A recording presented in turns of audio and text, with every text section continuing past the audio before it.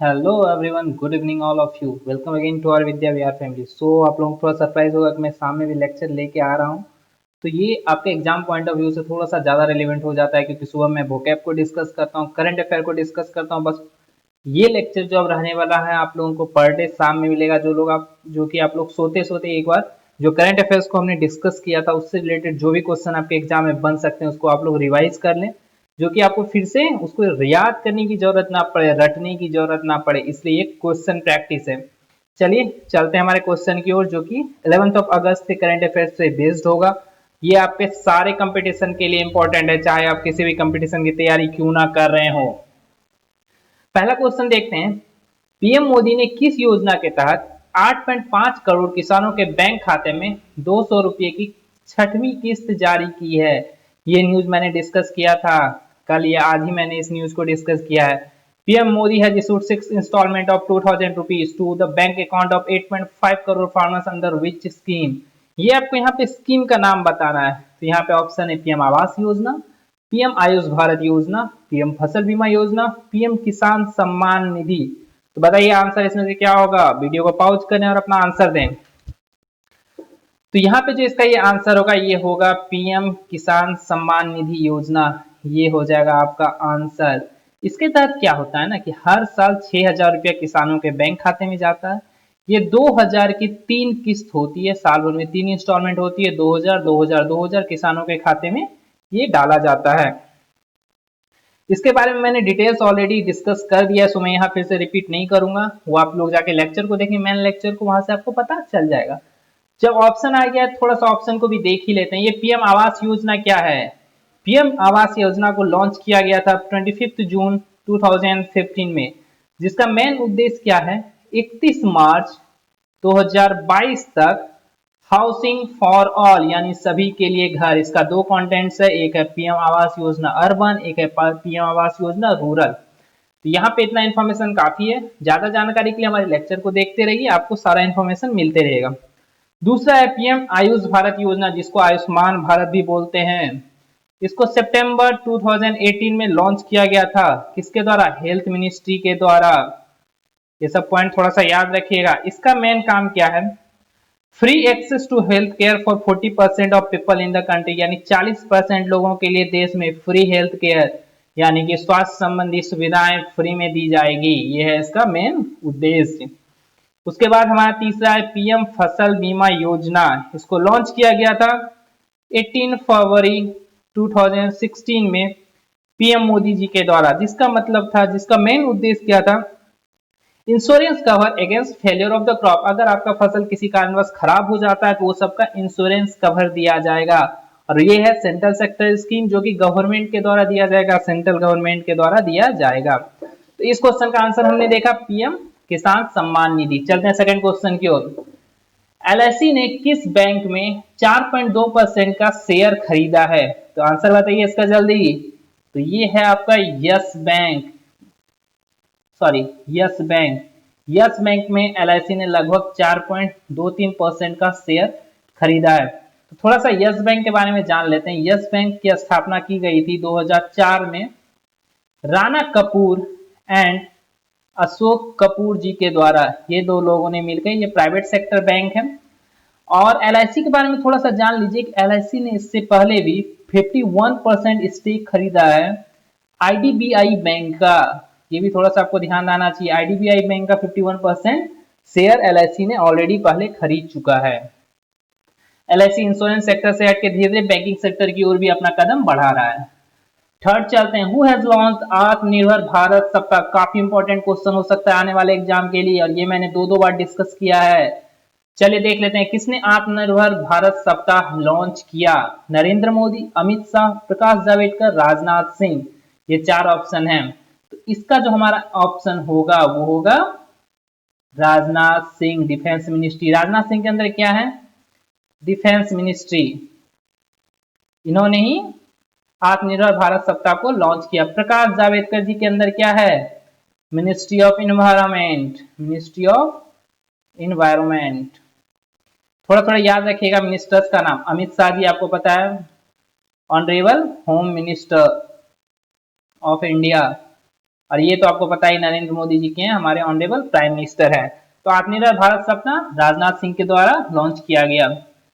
चौथा क्वेश्चन, भारत का नया नियंत्रक एवं महालेखा परीक्षक कौन है, यानी who is the new CAG of India. CAG का फुल फॉर्म होता है controller troller and auditor general of India. Auditor general of India, जिसको हिंदी में बोलते हैं नियंत्रक एवं महालेखा परीक्षक। ऑप्शन है राजेश महिषी, गिरीश चंद्र मुर्मू, टीके विश्वनाथन, सॉरी थर्ड ऑप्शन है टीके विश्वनाथन, चौथा अरविंद सक्सेना। इसका आंसर क्या होगा, इसका जो आंसर होने वाला है हमारा सेकंड नंबर होने वाला है, जो कि है गिरीश चंद्र मुर्मू। सबसे पहले कैग के बारे में जान लेते हैं, ठीक है। कैग जो है ये आर्टिकल हमारे कॉन्स्टिट्यूशन के आर्टिकल 148 के अंदर आता है, यानी कि आर्टिकल 148 बोलता है कि हमारे देश में एक नियंत्रक एवं महालेखा परीक्षण होना चाहिए। इसका मेन काम क्या करता है, गवर्नमेंट के सारे खर्चे को, सारे रिसिप्ट को जमा करके रखना, ऑडिट करना, चाहे वो गवर्नमेंट ऑफ इंडिया हो, स्टेट गवर्नमेंट हो, या कोई भी ऐसी अथॉरिटी जिसको फाइनेंस प्रोवाइड किया जा रहा है गवर्नमेंट के द्वारा, यानी कि ये ऑडिट करता है। किसको इसको ऑडिट करता है, देख लिया जाए। Receipt and expenditure of government of India, state government और कोई भी government funded organisation, government funded organisation का। ये तो हमने देखा कैग के बारे में। अब थोड़ा कैग के बारे में एक चीज और देख लेते हैं। कैग को नॉमिनेट कौन करता है, प्राइम मिनिस्टर जी नॉमिनेटर होते हैं इसके, ये चीज याद रख सकते हो। नॉमिनेटर कौन है, प्राइम मिनिस्टर। अपॉइंटर कौन है, अपॉइंट कौन करते हैं, तो हमारे माननीय प्रेसिडेंट साहब इसको अपॉइंटमेंट करते हैं, इसका अपॉइंटमेंट करते हैं, यानी हमारे राष्ट्रपति जी। इनका रिटायरमेंट एज क्या है, यानी टेन्योर जो बोला जाता है वो है 65 ईयर्स और 6 ईयर, दोनों में से जो भी पहले आ जाएगा वो हो जाएगा आपका रिटायरमेंट ईयर। तो इस तरह और एक इंफॉर्मेशन हम लोग देख सकते हैं कि गिरीश चंद्र मुर्मू जी हैं, ये जो है 14th कैग हैं, यानी कि 14वें कैग हैं। इनसे पहले कैग कौन थे, राजीव महर्षि जी, ये थे 13वें कैग, 13th कैग, जिनका कार्यकाल रहा था 2017 से लेके 2020 तक। ये भी थोड़ा सा आप ध्यान में रख सकते हो। और टीके विश्वनाथन, अरविंद सक्सेना, ये क्या है ये मैं बताऊंगा आपको, लेकिन अभी थोड़ा सा इंफॉर्मेशन देख लीजिए। अरविंद सक्सेना जी है फॉर्मर चेयरमैन ऑफ यूपीएससी, टीके विश्वनाथन जी हैं secretary general of 15th Lok Sabha के, ये सेक्रेटरी जनरल हैं। अरविंद सक्सेना जी हमारे फॉर्मर चेयरमैन ऑफ यूपीएससी हैं। चलते हैं नेक्स्ट क्वेश्चन की ओर। कब विश्व जैव ईंधन दिवस मनाया जाता है, यानी कि when the world biofuel day celebrated. चलिए आंसर बताइए जल्दी से इसका, मैं ही बता देता हूं। तो ये मनाया जाता है हमारा 10 अगस्त को, वर्ल्ड बायोफ्यूल डे 10 अगस्त को मनाया जाता है। थोड़ा सा देख लेते हैं 7 अगस्त को क्या मनाया जाता है। मैं ऑलरेडी ये सब डिस्कस कर चुका हूँ। हमारा जो वोकैब का लेक्चर आता है पर डे में, उसमें एक वर्ड डिस्कस करता हूँ और द हिंदू एडिटोरियल के वोकैब को डिस्कस करता हूँ। उसके बाद हमारा करंट अफेयर्स का वीडियो आता है जो कि पर डे है। जिन लोगों के पास इंफॉर्मेशन नहीं हो मैं बता दूं, पर डे हमारे 3 लेक्चर आता है, द हिंदू एडिटोरियल का वोकैब, सेकंड करंट अफेयर्स और थर्ड हमारा ये क्वेश्चन प्रैक्टिस जो कि शाम में आएगा पर डे। 8 अगस्त को कुछ भी इंपॉर्टेंट डे नहीं है, आप बोल सकते हो। 9 अगस्त को बोल सकते हैं quit India movement, quit India movement. 8 अगस्त को क्या है आप लोग ही बता दीजिए, मुझे भी फिलहाल याद नहीं आ रहा कि 8 अगस्त को क्या है। 10 अगस्त को हमारा वर्ल्ड बायोफ्यूल डे है। चलिए ये काफी इंपॉर्टेंट न्यूज है, बहुत बहुत बहुत वीवीआई ये न्यूज है। PM Modi has inaugurated 2313 kilometre long submarine optical fibre cable network between Chennai and Andaman Nicobar to boost the internet services which telecom industry took part in. यानी कि पीएम मोदी ने इंटरनेट सेवाओं को बढ़ावा देने के लिए चेन्नई और अंडमान एंड निकोबार के बीच 2313 किलोमीटर लंबी पनडुब्बी ऑप्टिकल फाइबर केबल नेटवर्क का उद्घाटन किया है। ये किस दूरसंचार उद्योग ने इसमें पार्टिसिपेट किया था, और इसका आंसर हो जाएगा बीएसएनएल। बीएसएनएल ने इस काम को अंजाम दिया है, बीएसएनएल ने गवर्नमेंट का हेल्प किया इस स्कीम को, इस ऑपरेशन को पूरा करने में। तो ये क्या है, चेन्नई से अंडमान निकोबार में एक जगह है पोर्ट ब्लेयर, और ये मान लिया जाए आपका चेन्नई है, यहां तक submarine optical fibre cable network बिछाया जाएगा, जिसका मेन उद्देश्य क्या है, अंडमान निकोबार में नेट कनेक्टिविटी को बढ़ावा देना। यानी कि नेट का स्पीड वहाँ काफी स्लो है, जो लोग वहाँ गए हैं उनको पता होगा। उस स्पीड को बढ़ावा देने के लिए गवर्नमेंट के द्वारा लाया गया ये स्कीम है। इसमें टोटल खर्च कितना हुआ था? 1224 करोड़ रुपीस का एक टोटल खर्च हुआ था।